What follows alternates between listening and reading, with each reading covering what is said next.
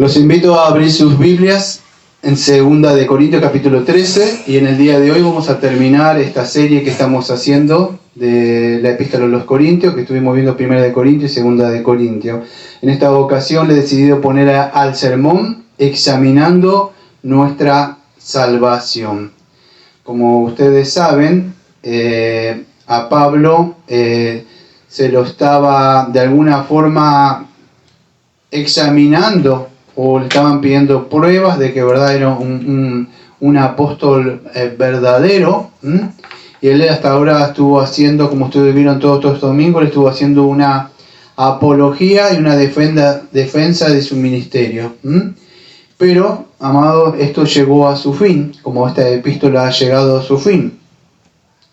Y él va a viajar ahora y va a hacer algo que nosotros conocemos como la iglesia como la disciplina, ¿sí? Y empieza diciendo así el versículo número 1. Esta es la tercera vez que voy a vosotros, por boca de 2 o 3 testigos se decidirá todo asunto. He dicho antes y ahora digo otra vez, como si estuviera presente y ahora ausente, lo escribo a los que antes pecaron y a todos los demás, que si voy otra vez no seré indulgente. Entonces, ustedes saben que Pablo está citando acá a el Antiguo Testamento. En esa época se estaba formando el Nuevo Testamento, lo que tenemos ahora. Pero él está citando Deuteronomio capítulo 19, versículo número 15. Ustedes saben lo que dice ahí, que todo asunto, ahora vamos a explicar un poco qué es este asunto, pero como hace decir todo asunto como toda palabra, podríamos decir ahí, en el contexto todo asunto, la palabra es remai, pero todo asunto o toda palabra significaba esta causa judicial, porque ustedes saben lo que dice Primera de Timoteo, si no me equivoco, 5, dice de que cuando se va de alguna forma a disciplinar o a acusar, incluso no solamente al miembro, sino a un ministro o a un pastor, se necesita que testigos, ¿sí? Bueno, lo mismo, acuérdense en esto, amado, estaban acusando de alguna forma una causa judicial ¿a quién? A Pablo, amado, no era cualquier cosa que estaban hablando. Si es un pecado hablar contra un hermano, imagínense hablar contra un ministro como Pablo. Entonces Pablo está diciendo, esta es la tercera vez que voy a vosotros. ¿Y qué dice? Por boca de 2 o 3 se decidirá todo asunto. Lo que está diciendo ahí, usted debe interpretar que esta causa judicial, la ley que manda, que como acá en cualquier país creo que usted necesita testigos. Bueno, cuando yo vaya, aunque algunos comentaristas creen que cuando habla que 2 o 3 dice el texto, 2 o 3 testigos te dirá todo asunto, si creen que se refiere a los viajes de Pablo. Yo no creo que sea así. Creo que para este asunto judicial, dice, cuando yo vaya, se va a hacer las cosas como el Señor manda. Ustedes me estuvieron acusando a mí. Bueno, cuando yo llegue, vamos a ver cómo es el asunto. Y vamos a poner esto un asunto disciplinario. Eso es lo que está diciendo ahí. 2 o 3 testigos se decidirá todo asunto. He dicho antes y ahora digo, y otra vez como si estuviera presente y ahora ausente, lo escribo a los que antes pecaron y a los que todos los demás, que si voy otra vez no seré indulgente. El versículo número 2. Yo tengo como siempre otra traducción acá, y lo que está diciendo, yo estoy leyendo otra traducción, que él dice que en esta tercera visita que él va a hacer, o va a visitarlo, porque ya le había dado varias advertencias. O sea, saben que de alguna forma, escuche, cuando se llega podemos decir, lo último que queremos hacer en una iglesia, ¿qué es? La disciplina, o sea, la expulsión de un miembro, la excomunión. Pero cuando ya, amado, se agotó todo recurso y toda gracia y toda misericordia, se le pidió por favor una y otra vez que deje eso, y ellos persisten. Para esto tendría que volver a, creo que a 2 de Corintios, capítulo número, creo que era 20, sí, escuche, ahí nomás, ustedes en sus Biblias está en el 13, pero fíjese en el 20, dice así, versículo 20, del 12-20, ahí nomás atrás, estamos en el 13, pero en el 12:20, pues me temo que cuando llegue nos halle tales como quiero, y yo no sea hallado de vosotros, cual no queréis que haya entre vosotros contienda, escuche, envidias, ira, divisiones, maledicencias, murmuraciones, soberbia, desorden. En el versículo 21, que cuando vuelva me humilla de Dios entre vosotros y quizás tenga que llorar por muchos, escuche por favor, presta atención, por muchos a los que antes han pecado, escuche, y no se han arrepentido de la inmundicia y fornicación y lascivio que han cometido. Y ahí termina supuestamente el 12, pero si ustedes saben cómo sigue esto, toda la epístola, que es una sola. El asunto es que no se han arrepentido, versículo 21 del 12:21, y tenga que llorar. Entonces, aparentemente, cuando estuvimos viendo en 2 de Corintios capítulo 7, algunos se habían arrepentido quizás de ese pecado de fornicación con la madrastra. Pero había, ¿qué otros pecados? Siempre digo lo mismo hace años. ¿Cuáles son los pecados gravosos? Fornicación, adulterio y asesinato. No existen más. Pero fíjese la causa de disciplina que va a haber acá. Versículo 20. Contiendas, o sea, peleas, amado, entre hermanos. Envidia. ¿Usted tiene envidia si el hermano prospera o no prospera? Porque Pablo debe decir que va a disciplinar por eso. Usted se siente envidioso porque el hermano tiene algo que usted no tiene, o que el Señor le sacó. Bueno, estos pecados, amado, la gente no lo ve. Lo único que ve, fornicó, adulteró, o algún pecado muy gravoso. Pero estos son, fíjese, envidias, iras, enojo entre ellos, divisiones, amado, cuando hay divisiones entre los hermanos, maledicencias, se dicen cosas entre ellos, murmuraciones, murmura, en este caso murmuraban del ministro cuando no estaba ahí. ¿Quién era? Pablo, amado. Fíjese la cantidad, soberbia que es un pecado de altanería, que se cree mejor que los demás, y desórdenes. Mire, esto yo diría que es un croquis, una radiografía de muchas pseudos iglesias en el día de hoy. Porque si no hay fornicación y no hay adulterio y alguien no mató a alguien, no pasa nada. Estos pecados, como dice el libro que tengo por ahí, son respetables, en forma irónica. Entonces había divisiones, iras, envidias, contiendas, maledicencia, se decían malas palabras, murmuraciones, soberbia y desorden. ¿Y acaso esto que iba a haber? Disciplina, expulsión. Usted dice que lo va a disciplinar a alguien porque es una mala palabra y queda mirando raro. Como que, ¿qué cree? Dice que usted le dice que lo va a disciplinar porque se siente, que la persona siente envidia porque el otro hizo algo, Dios le dio algo, y dice, ¿cómo me va a disciplinar por eso? Pero todo esto estaba sucediendo ahí adentro, ¿no? Había desorden, aparte de la fornicación y otra cosa que había ahí. Y no se habían arrepentido, ese es.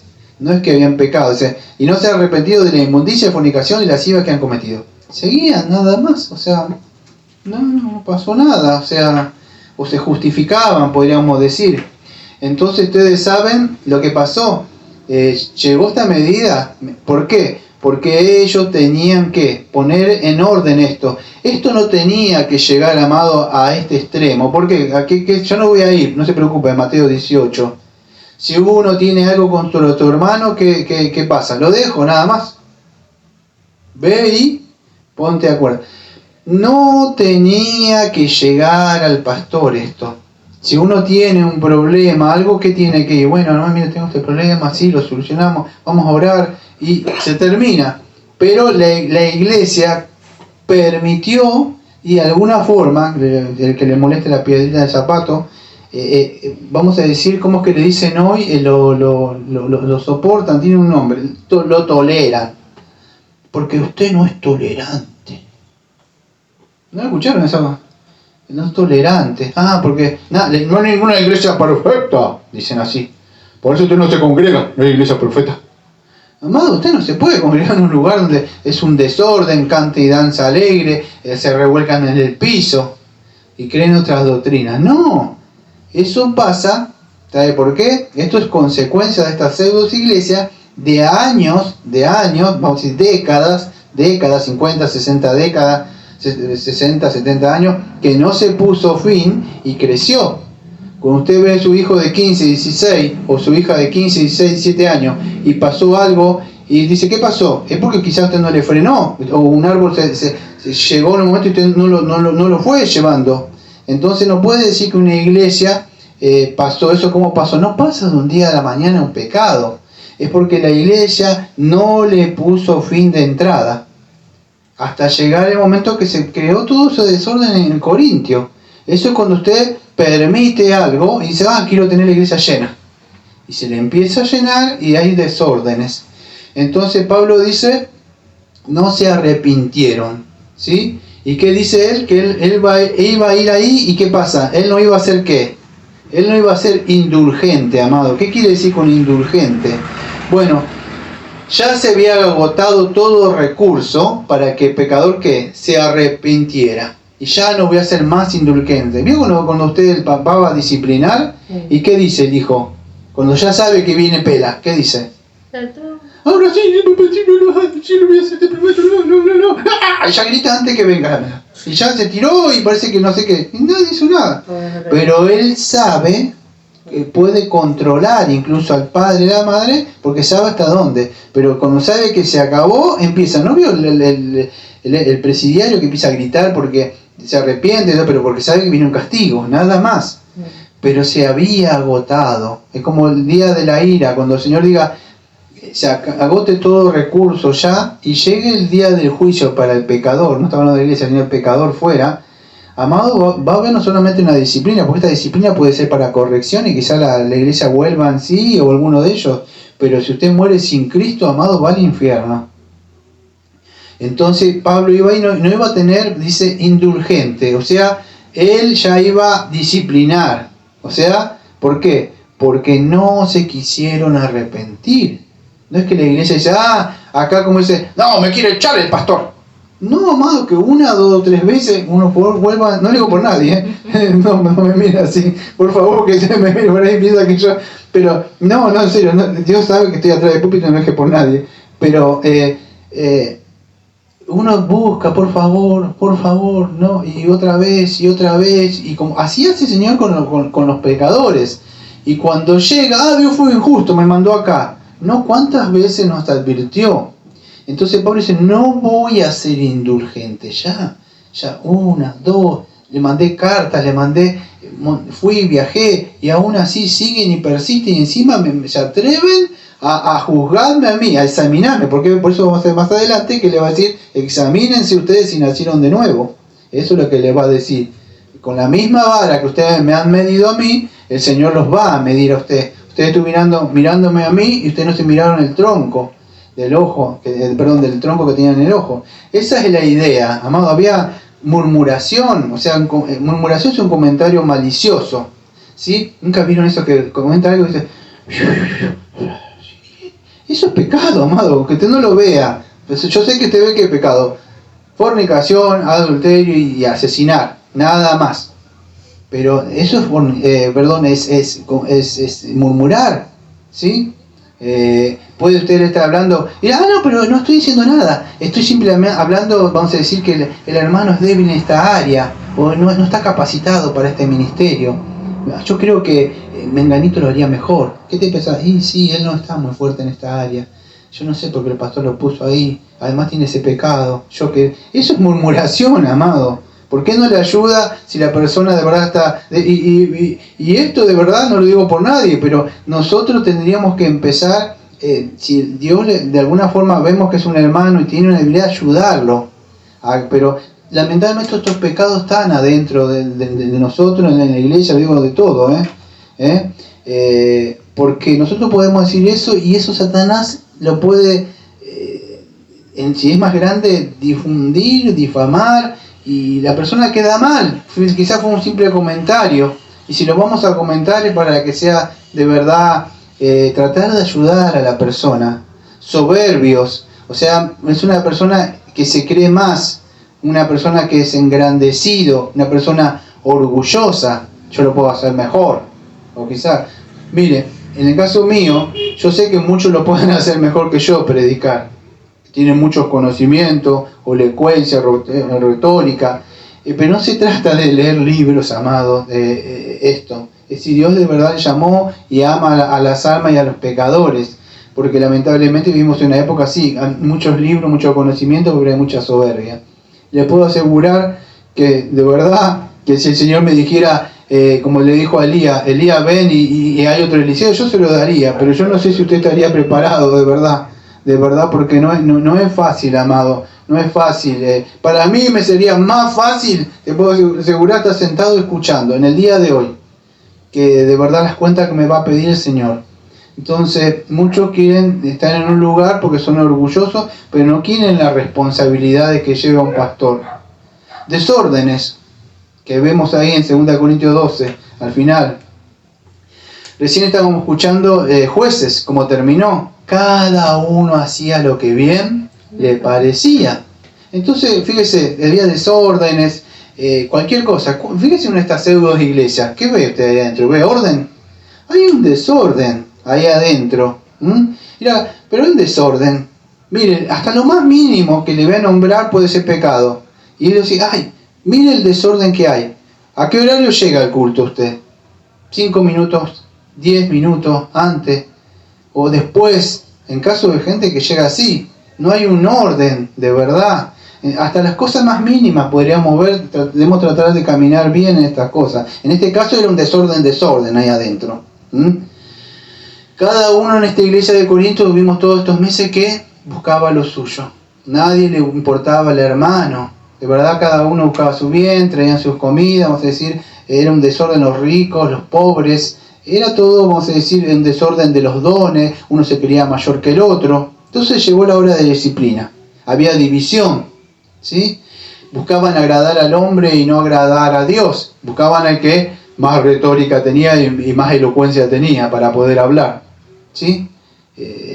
¿Y por qué? Porque buscaban agradar al hombre, el que tiene el mejor predicador, el que tiene más gente. Entonces no le importaba agradar a Dios, si hay 2 o 3 o 4 o 10, pero son cristianos. Entonces todo esto es un desorden de esta iglesia. Había esas divisiones, falsa doctrina, porque habían entrado los falsos maestros, lo habían permitido. Llegó la hora de la disciplina, amado. Ellos, de alguna forma, vamos a decir, lo que se conocen en las pseudos iglesias que dicen, no sos tolerante. Dice, hay doctrinas secundarias, primarias, amado, usted escuche bien lo que le voy a decir. Un poco de levadura, aquellos que saben hacer eso con la masa, una pizza, lo que sea, póngale un poco a una masa. Usted va a ver, al rato hace así, se infló. Bueno, eso hace el pecado, amado. Usted agarre un poco de azúcar en un café, en algún lado, y revuélvalo. Y después yo le invito, yo quiero verlo, que usted me saque el azúcar del café, que me la divida esas partículas. Se mezcla, amado. Así hace el pecado, se mete. Y después, si el Señor no tiene misericordia de eso, usted no lo puede sacar. Entonces no se juega. Un verdadero ministro debe ejercer, vas a decir, lo que es la disciplina, en el caso donde ya se agotó todo. Recursos no hay más. Y esta gente pecaba libremente, no se había arrepentido de sus vidas. En el día de hoy pasa que muchas personas no se examinan, que dentro de rato vamos a ver la seguridad de la salvación. Muchas personas simplemente, ¿qué le invitaron a hacer en un culto? Una campaña evangelística. Levantar su mano y hacer la oración de entrega o del pecador, y ya la persona está salva. Nadie se preocupa si nació de nuevo, venía la espiga, venía esto, venía aquello, vamos a hacer esto. No le importa si nació de nuevo. Por eso que la persona continúa, porque dijo, yo confío en Cristo. A mí quiero que confíe en Cristo. Ya está. Por eso que vemos que la gente sigue viviendo. ¿Qué nos dice la Biblia? La Biblia nos dice en Mateo 7:15 en adelante que por sus frutos nosotros los vamos a conocer a ellos. No se trata si de verdad conocen mucha doctrina, si leyó los libritos que tengo por ahí, otros más. No se trata, son los frutos, la evidencia de verdad que muestran de que es un verdadero cristiano, que vamos a ver dentro de un rato las evidencias de una verdadera conversión, ¿sí? Pero las evidencias de una falsa conversión es que la persona sigue en las mismas. O sea, simplemente dijo que era algo, pero que por boca, pero nada más. Amados, ustedes conocen la doctrina de la justificación. Ustedes dicen, no, yo fui justificado. Pero si usted fue justificado, de verdad, porque Pablo va a disciplinar a estas personas, eso tiene que ir acompañado de algo que se llama la santificación. Esta gente seguía viviendo como si nada. No había pasado nada.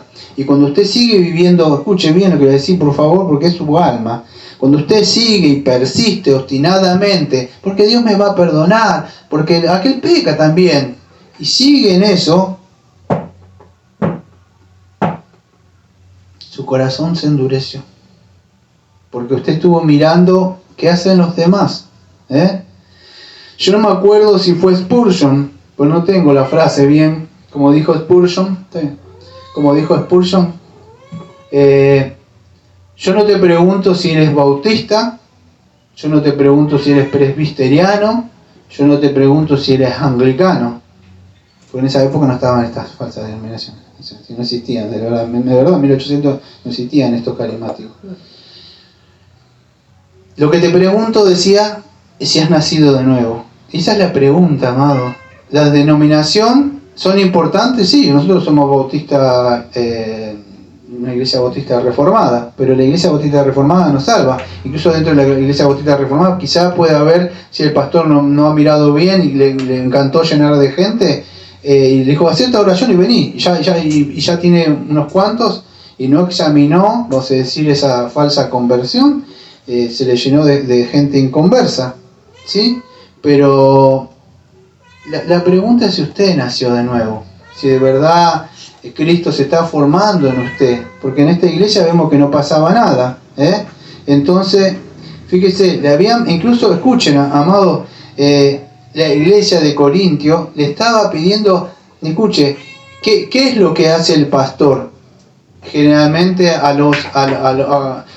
el pastor los exhorta a que siempre, a que se examinen, ¿sí?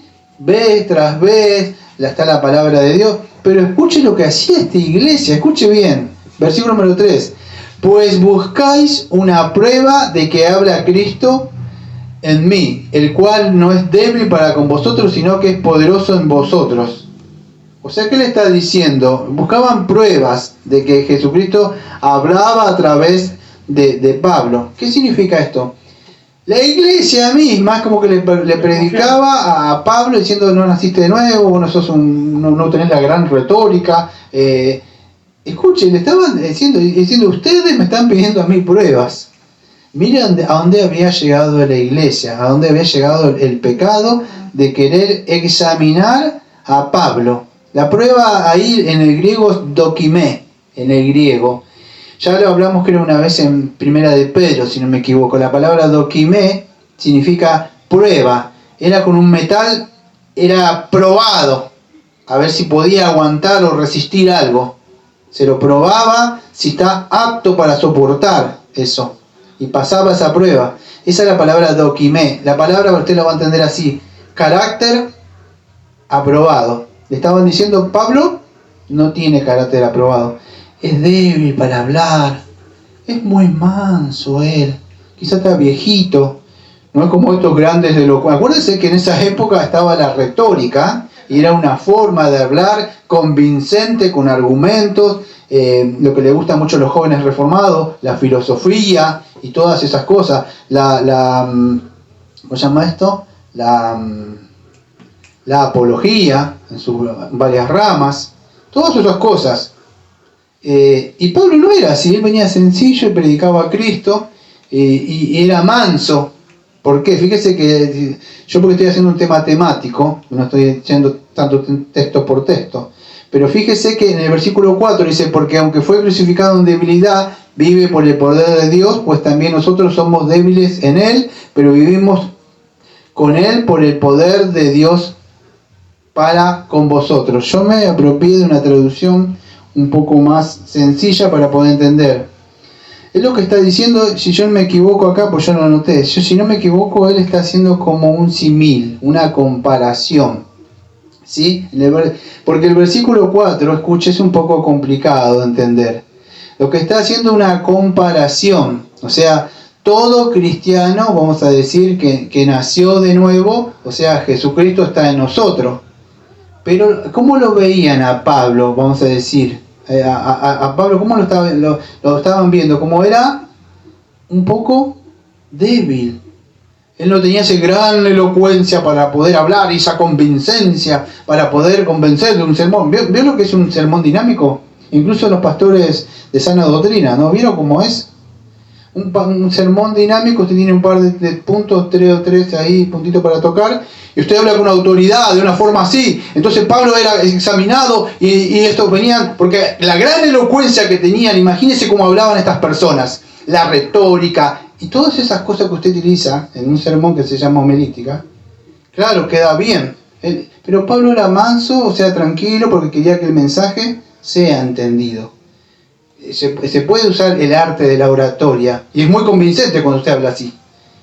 Llega. Pero a Pablo no le interesaba el poder de la elocuencia, porque a él le interesaba el poder del Espíritu, que operara en los corazones.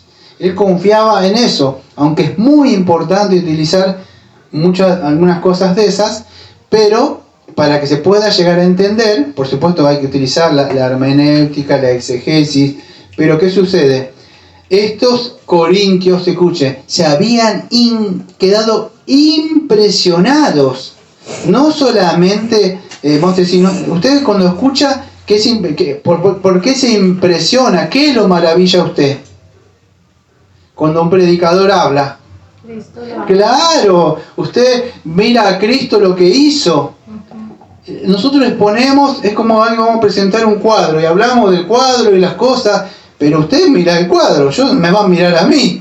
Yo estoy exponiendo algo, la plantita, las hojas fueron criadas a un calor así, esto lo que sea, la plantita trabaja para el oxígeno, es linda, el Señor lo creó, pero no me está mirando a mí.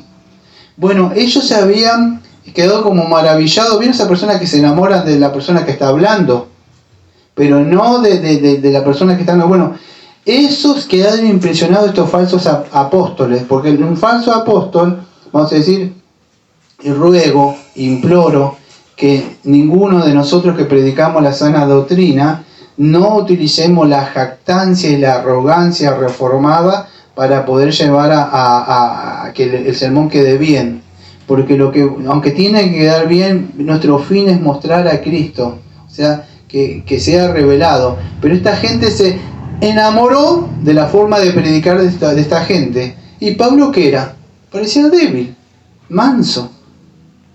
Pero por eso el versículo 4 nos muestra un poco de eso. Fíjese, es como que él quedó de lado, ¿sí? Porque él como que no era un enviado del Señor Jesucristo. Parecía muy manso, muy humilde, pero que él está advirtiendo, Pablo, en el versículo 4. Fíjese lo que le está diciendo, que él no es débil, porque cuando Jesucristo, vamos a decir, vino, o sea, él, aunque fue débil en la cruz y murió, ustedes conocen lo que es en Filipenses capítulo 2, creo que era la kenosis, que Cristo se humilló, dejó su gloria, no su divinidad, su gloria, para venir acá. Y él dice, yo soy manso y humilde. A él lo estaban viendo manso y humilde. ¿Por qué? Porque así es un pastor. Él es manso y humilde. Él no lidera por medio de gritos y porque tiene la misión y de esta forma la visión pastoral y hay que hacer esto y hay que avanzar. No, lo dijo el pastor, sí. No, él es manso y humilde, pero dice, así me vieron hasta ahora, dice. Pero así como Cristo fue manso y humilde, estoy explicando en mis palabras lo que es el versículo 4. Sí, tratando de explicar en mis palabras. Pero así como vive el poder de Cristo, que adentro de nosotros somos mansos y humildes, ahora cuando yo viaje para ustedes van a ver el poder de Cristo que opera en mí. Porque aunque Cristo murió, se lo estoy parafraseando, murió así en la cruz, parece débil, no se olvide que no está más en la cruz. Él resucitó con poder y gloria, y está sentado ahora, y ese mismo poder me ha dado a mí, dice Pablo, como ministro, para ir a juzgarle a ustedes. Ustedes tanto que querían un poder, y no lo van a ver de esa forma con retórica. El poder que van a ver es que yo voy a ir y voy a disciplinar como oficial de la iglesia ahí, y voy a expulsar a muchos. Algunos creen que el poder es como, acuérdense, era como lo haría. Acuérdense que en esa época, en Corintio, el Señor mismo había matado a muchas de las personas en la Santa Cena. Entonces no estamos hablando de un falso apóstol. Él tenía, acuérdese, salía Pedro y hacía, ahora morirás en la puerta. Y morían esas personas. ¿Te acuerdas que era Ananías y Zafira, si no me equivoco? Entonces se temía el poder de un apóstol. O sea, cuando ellos oraban. Algunos creen eso, pero yo me inclino también, aparte de eso, a la disciplina. Que Pablo iba a disciplinar, estaban buscando una prueba a él, que habitaba el poder de él. Pero él no iba a venir a hacer un cante alegre pronto haciendo señales de milagro. ¿Quieren un poder en mí? Bueno, van a la plaza, vamos a hacer acá, en la acera, una campaña de poder. Y van a ver que yo soy el apóstol. No, él iba a disciplinar.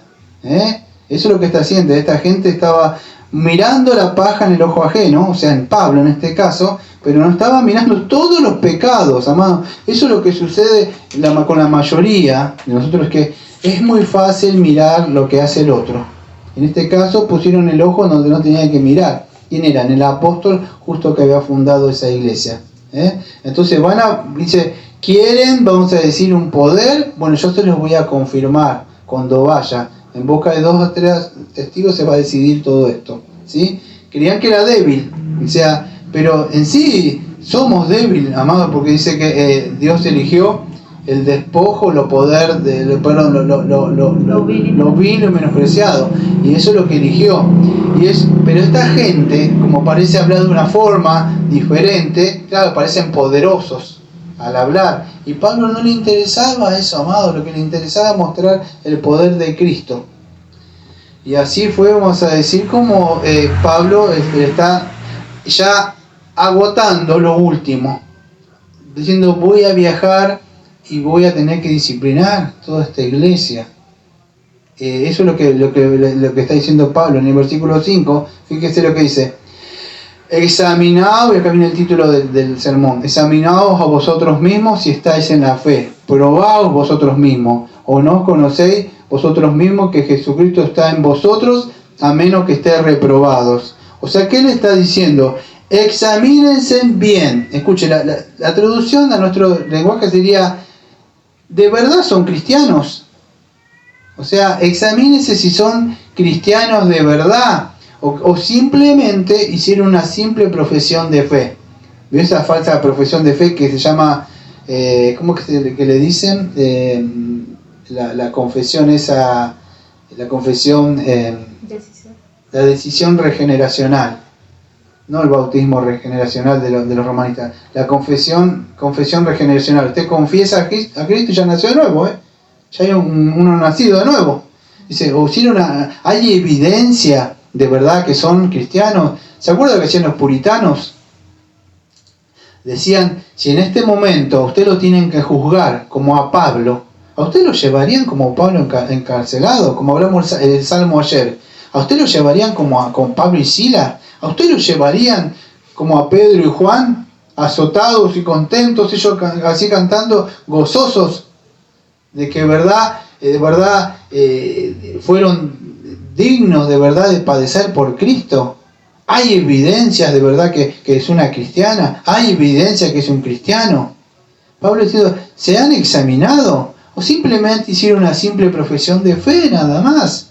Cualquiera puede hacer un asentamiento a las doctrinas o a la confesión que tenemos.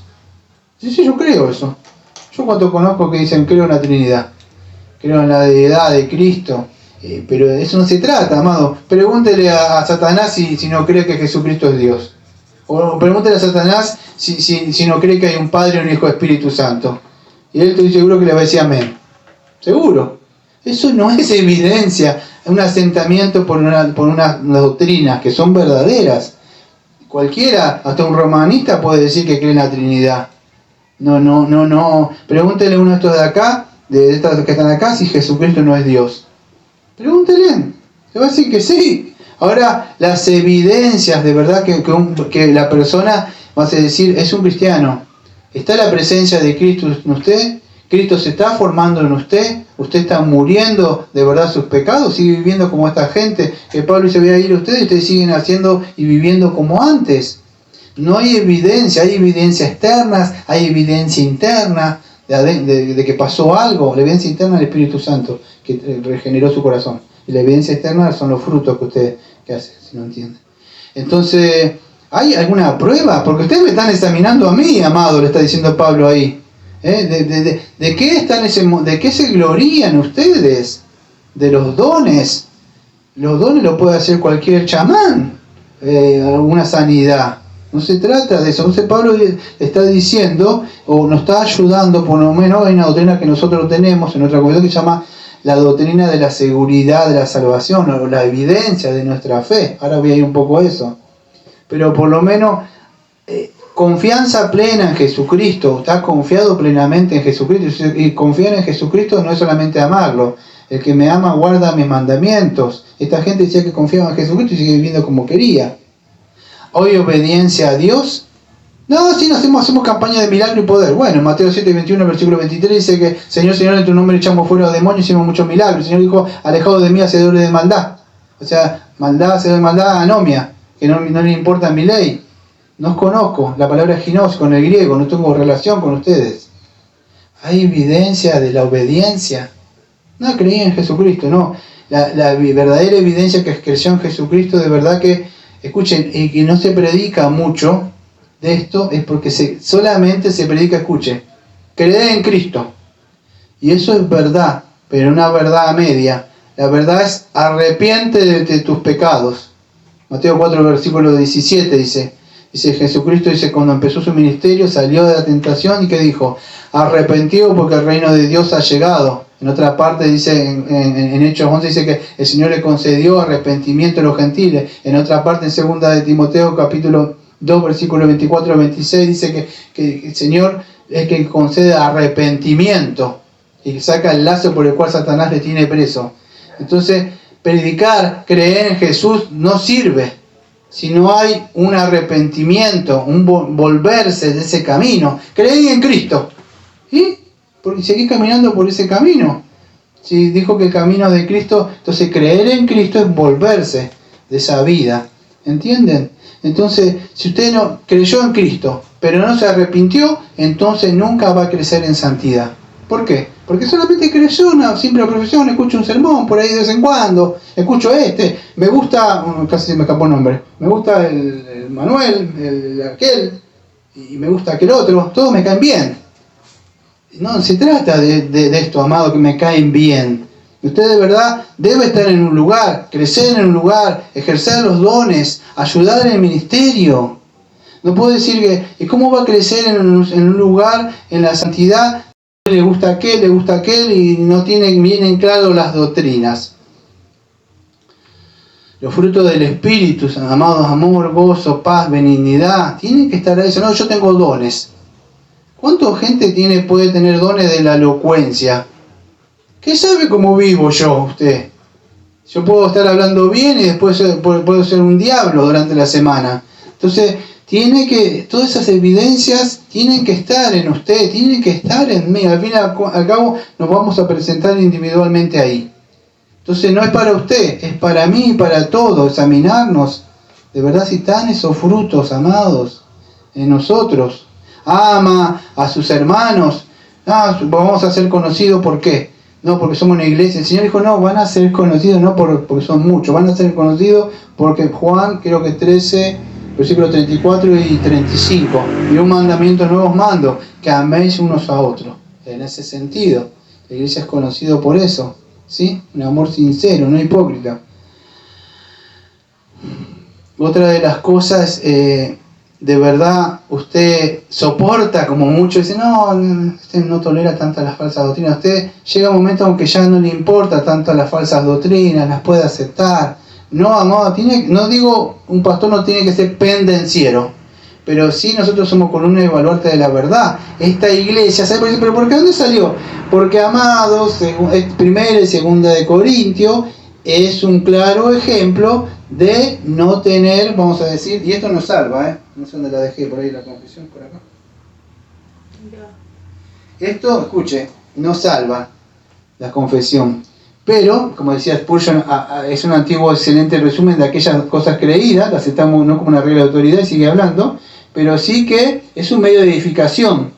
Aunque la iglesia es un pequeño resumen resumen doctrinal por medio de las pruebas bíblicas, allí contenidas están preparados para dar razón de fe en la que hay en ellos. Eso es como un escudo que tiene la iglesia de las doctrinas. No puede venir, por lo menos a mí, a decirme un chanta, no creo esto, no, eso no es bíblico, decime dónde está escrito, porque no es bíblico. Entonces, esta iglesia es un resumen, de verdad, que no le importaba la palabra de Dios, las doctrinas, cualquier viento de doctrina venía, lo soportaban, si viene otro Jesús, viene otro Espíritu, viene otro Evangelio, como bien dice, usted lo acepta, y así fue como engañó Satanás a Eva, y engañó a la iglesia, porque no se pararon, amados, ahí, no había el Espíritu, el testimonio del Espíritu Santo, como habla en Romanos capítulo 8, versículo 15 y versículo 16.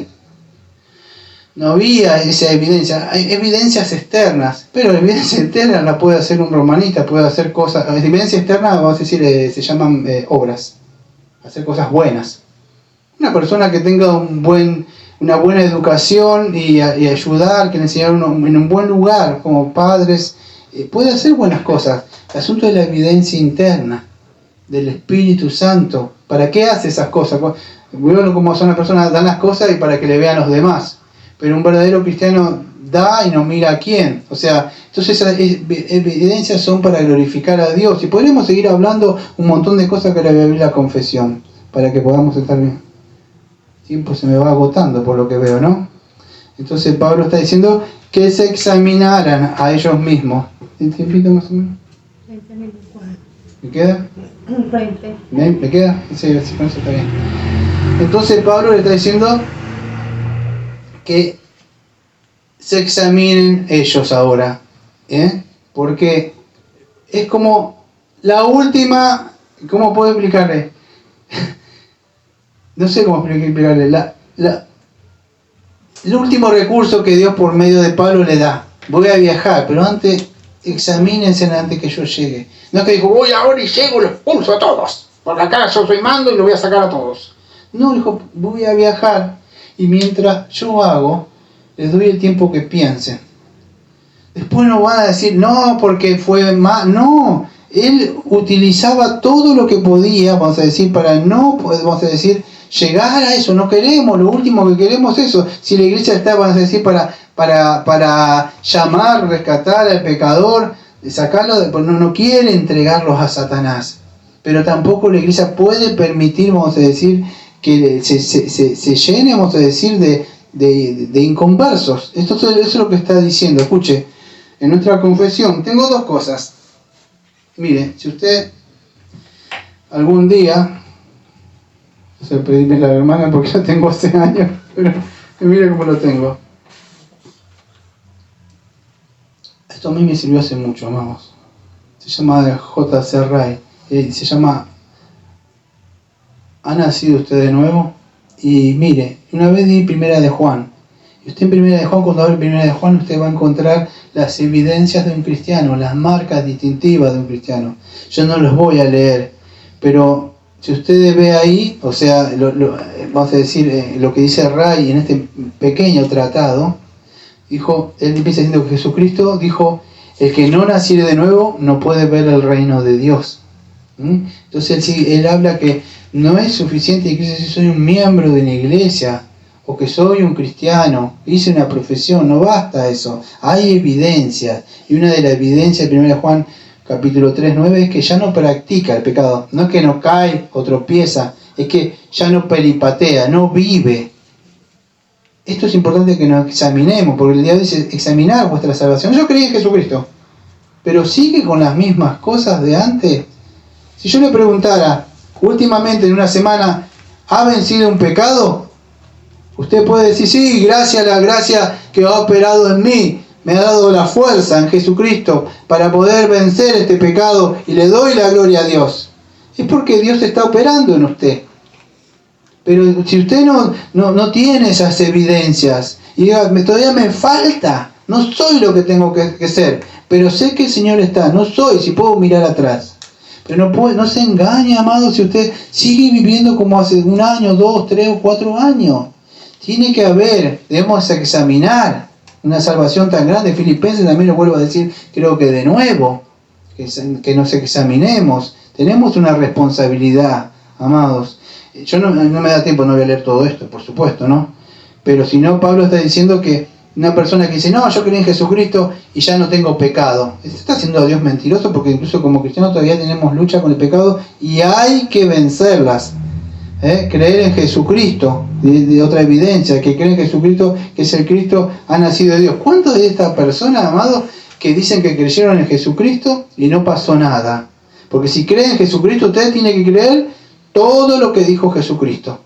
Eso es creer en Jesucristo. Creer en Cristo no es creer en un hombre, es creer todo lo que Jesucristo dijo. Jesucristo dice que hay que mortificar el pecado, el que quiera venir a Él, que cargue su cruz, que deje padre, madre, casa, todo y lo siga. Y si no, no es digno de mí.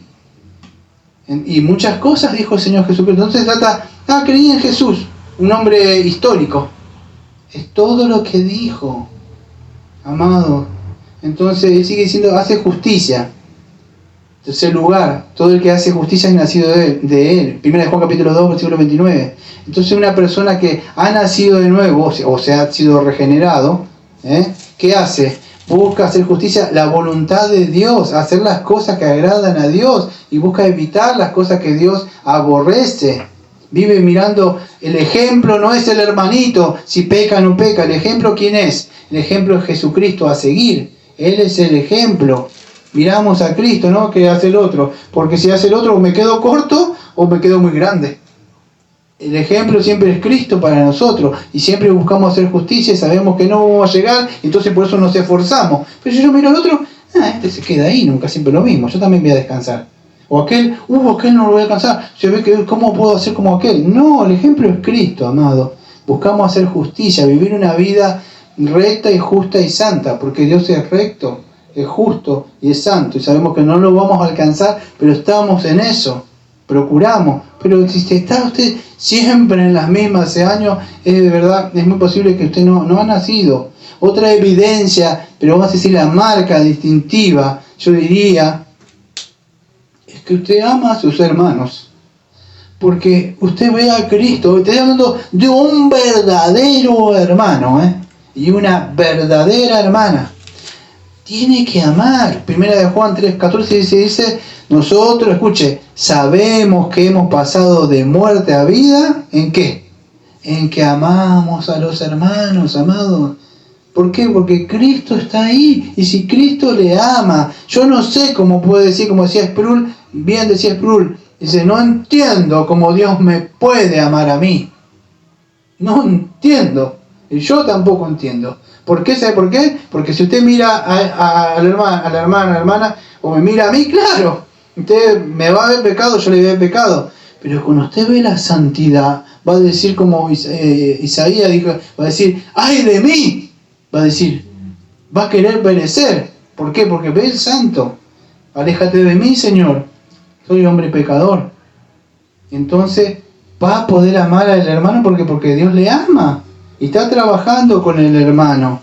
Entonces, eso es un amor especial, es un amor agape, un amor que le ayuda, un amor que cree, no un amor que haga falso, sino un amor especial. No que le apapaya los pecados, sino que a veces le disciplina, a veces le exhorta, le cuida, se molesta con la persona, lo redarguye, le alienta. Como un padre, si usted es más grande, entonces ayude al otro. Ese es el amor que tenemos. Mire, amados, una familia mundana. Se aman, hay que la familia, hay que cuidarla.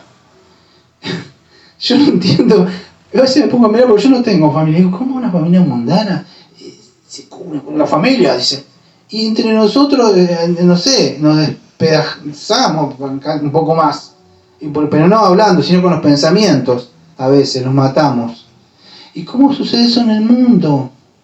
Entonces todas estas cosas no digamos, voy a perder entonces la salvación porque yo me encontré unos cuantos. Usted nombró y creo que tengo todos esos.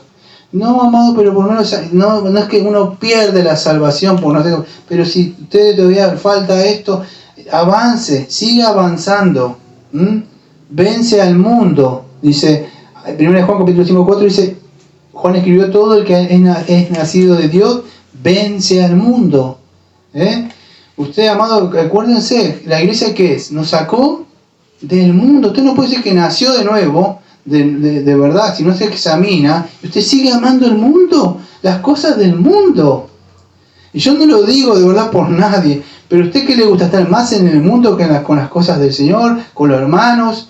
Yo lamentablemente, excúseme, pero no me sé ninguna de esas musiquitas nuevas, de verdad, hace años. Pero una de esas nuevas, así, vamos a decir, por no decir la señora que se divorció, o que el hombre no sé qué le engañó y sacó una canción, y de verdad no sé ni cómo es esa canción, o que sacó un buzo y lo vendió ahí nomás. ¡Ay, se sabe esa canción! Sí, me la sé, habla de esto. Y yo digo, ¿qué de qué hablarán? ¿De qué son estas cosas nuevas? ¿Qué estos vientos? De verdad, porque yo trato de entender para ver qué es. Y no entiendo. Pero las cosas del Señor, de verdad, uno le habla, no, de esto, de aquello, y como que no entienden mucho. Entonces, vencer al mundo, esas cosas de verdad, si las vemos para darle la gloria a Dios que nos sacó, no podemos amar. Usted no puede estar cantando una canción del mundo. Vivir, entonces, usted debe cuidar su alma, de verdad, porque el Señor nos sacó. Hay más evidencias, hay otros libritos también, pero debemos examinarnos a nosotros mismos. Escuche, el tiempo se me ha agotado y voy a abrir un poco la confesión, después voy a cerrar un poco a modo de repaso lo que termina haciendo Pablo. Dime un segundito.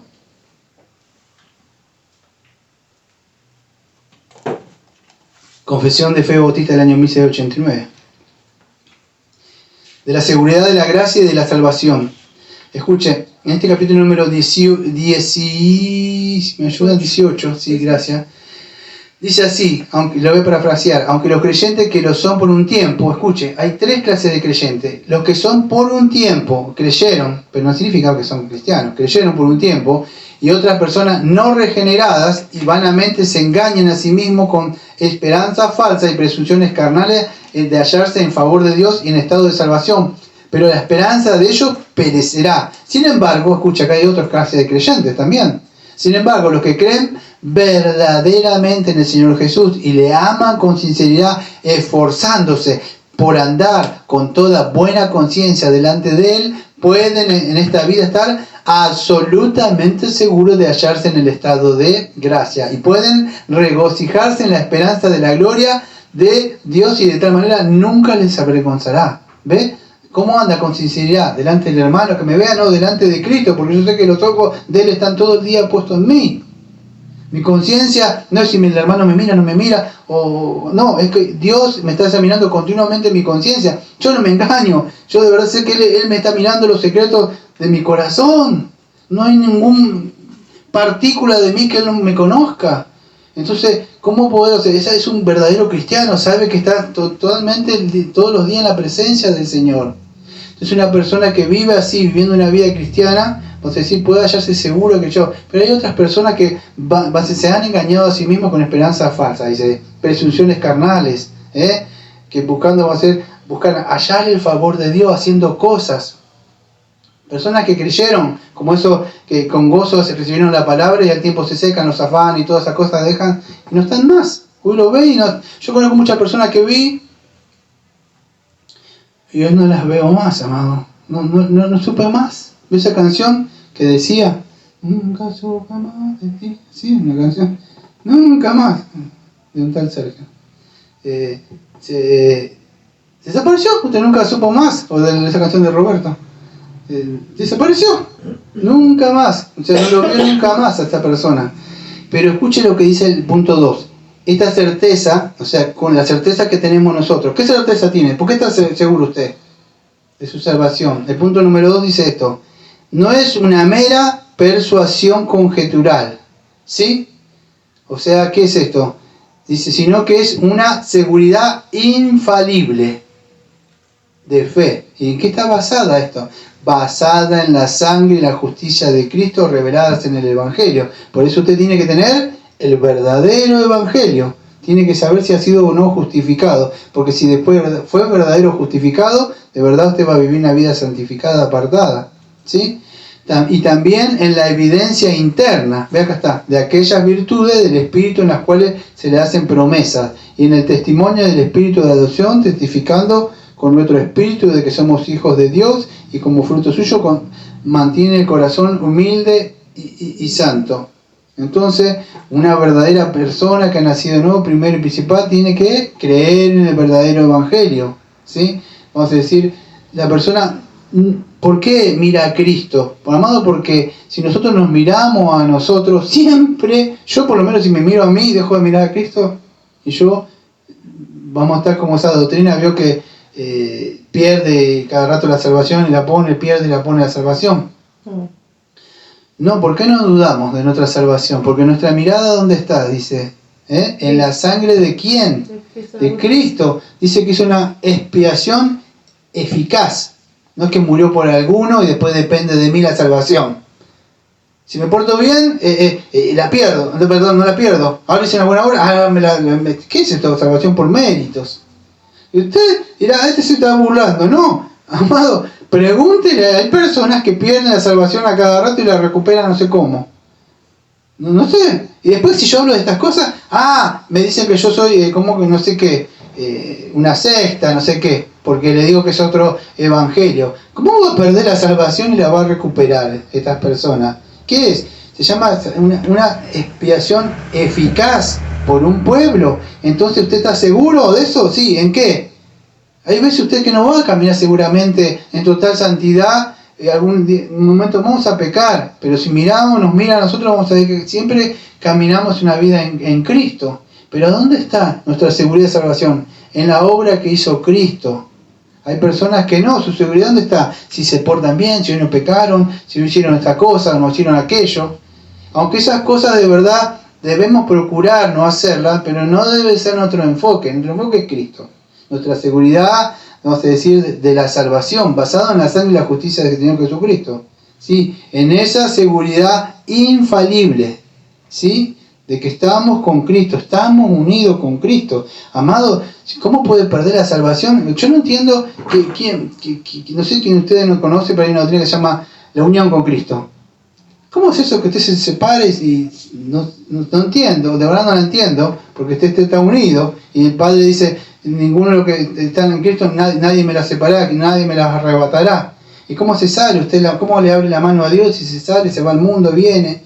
No entiendo. Usted se está burlando. No, amado, no entiendo cómo hacen esa doctrina, porque cuando yo le traigo la doctrina de verdad, se ponen a pensar, no, claro, es verdad. ¿Cómo es esto? ¿Cómo es que el Espíritu le da la salvación y después se va?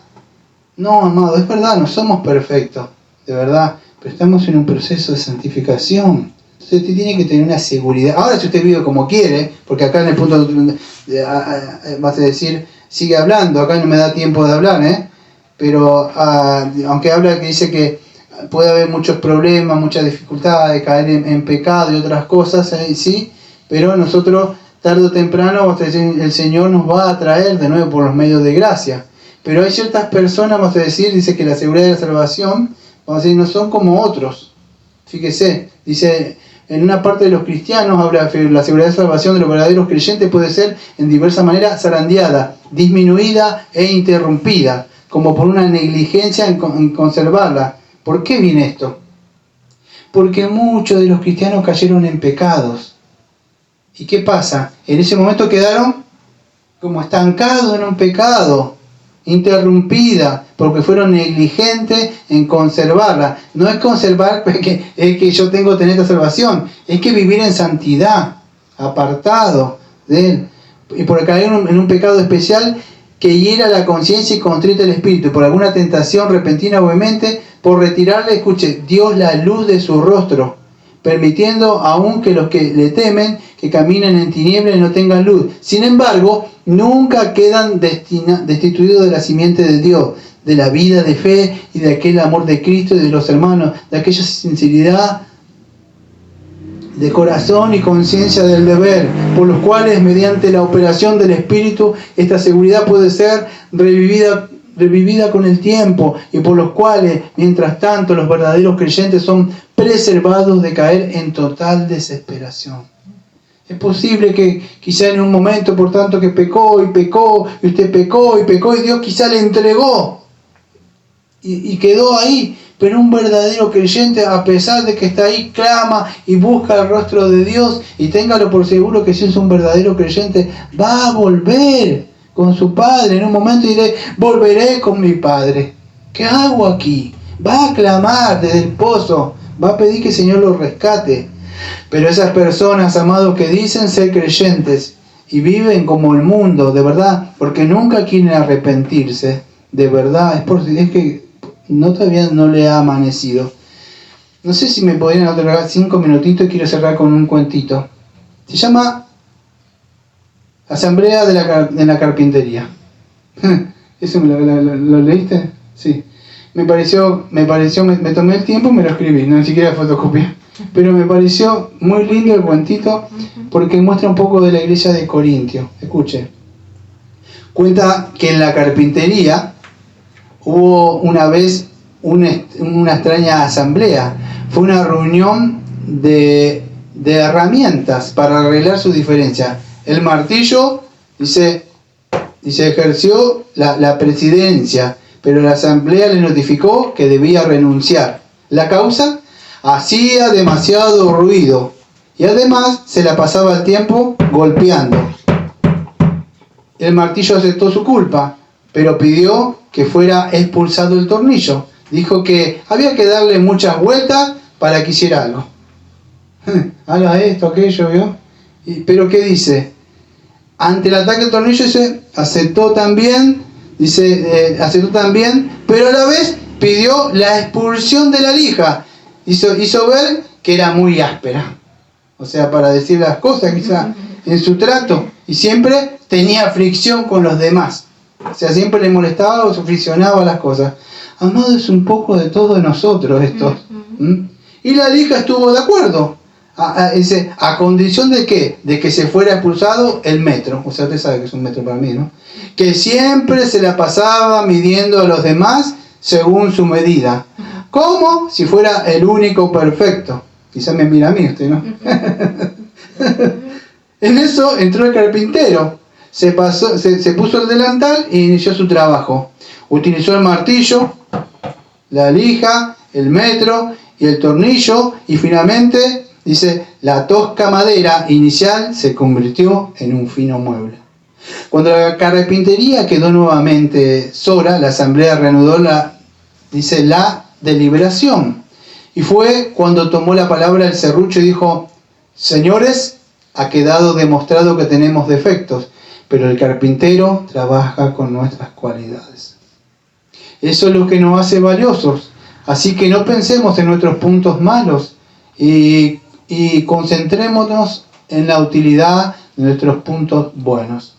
La asamblea encontró entonces que el martillo era fuerte, el tornillo unía y daba fuerza, y la lija era especial para afinar y limar las asperezas, y observaron que el metro era preciso y exacto. Se sintieron entonces un equipo capaz de producir muebles de calidad y se sintieron orgullosos de sus fortalezas y de trabajo juntos. Amados, esto es como una analogía, o sea, un cuentito. Pero así era la iglesia de Corintio, cada uno mirando al otro, cada mirando qué hace esto. En cambio, cuando nosotros nos concentramos en qué dones tenemos, en las virtudes, aunque no somos perfectos como cristianos, aún así el Señor, el carpintero, ustedes saben que es el Señor, nos utiliza, amados. Entonces dejemos, ya no seamos como Corintios, de verdad, que podamos crecer como una iglesia. Tenemos errores, claro, tenemos pecados, claro, tenemos pecados, pero también tenemos dones, amados, podamos utilizarlos. Usted quizá tiene el don de misericordia que yo quizá no tengo, o usted tiene el otro don que yo no tengo, yo tengo mi don, y entre todos podemos unirnos, pero si estamos entre nosotros, de verdad mirando qué hacemos nosotros, seguramente vamos a encontrarnos algo, seguramente usted me va a encontrar algo a mí. ¿Por qué me va a encontrar algo a mí? Porque yo siempre estoy acá y me va a ver algo. Siempre me va a ver un defecto. Y estoy seguro que se va a concentrar más en ese defecto que en los otros que hago. Entonces que el Señor nos esté ayudando en esto, amados, y que podamos haber aprendido por lo menos algo de esta iglesia, Señor, que no todos, vamos a decir, eran de ahí malos, pero un poco de levadura, vemos que leudó todo esto, se hizo. Y así cuando entra el pecado, amado, permitió un poco de pecado, leudó todo. ¿Sí? Vamos a orar. Amado Padre, Señor, le agradecemos, Señor, porque quedan algunas cosas para hablar, Señor, y como Pablo que decía ahí, Señor, que nosotros nos gozamos, Señor, de nuestras debilidades, Señor, pero también somos fuertes, Señor, en Jesucristo, Señor. Le pedimos, Señor, que estemos perdonando las debilidades, los pecados de los hermanos, Señor, y que podamos estar creciendo, Señor, aquellos que llevamos un poco la delantera, Señor, para que otros puedan seguir creciendo en la perfección en Jesucristo, Señor. Que de verdad no pase con lo que pasó con esta iglesia, Señor, porque dice que usted fue dado esa autoridad a un ministro, Señor, ¿para qué? Para la edificación y no para la destrucción. Señor, que podamos, como dijo Pablo en sus saludos finales ahí, que dijo que tuviéramos gozo, termina diciendo en el versículo 11, que seamos perfeccionados, o sea, en la santidad, que podamos ser consolados unos a nosotros, que tengamos un mismo sentir como iglesia, a pesar de la diferencia, unidos en la misma doctrina, que vivamos en paz, que usted esté con nosotros, esa paz que sobrepasa todo entendimiento, que el amor de Cristo esté con nosotros, Señor. Y que la gracia de nuestro amado Señor Jesucristo y el amor de usted y la comunión del Espíritu sea con todos nosotros. Pedimos esto en el nombre de Jesucristo, como siempre decimos, amén. Amén. Amén.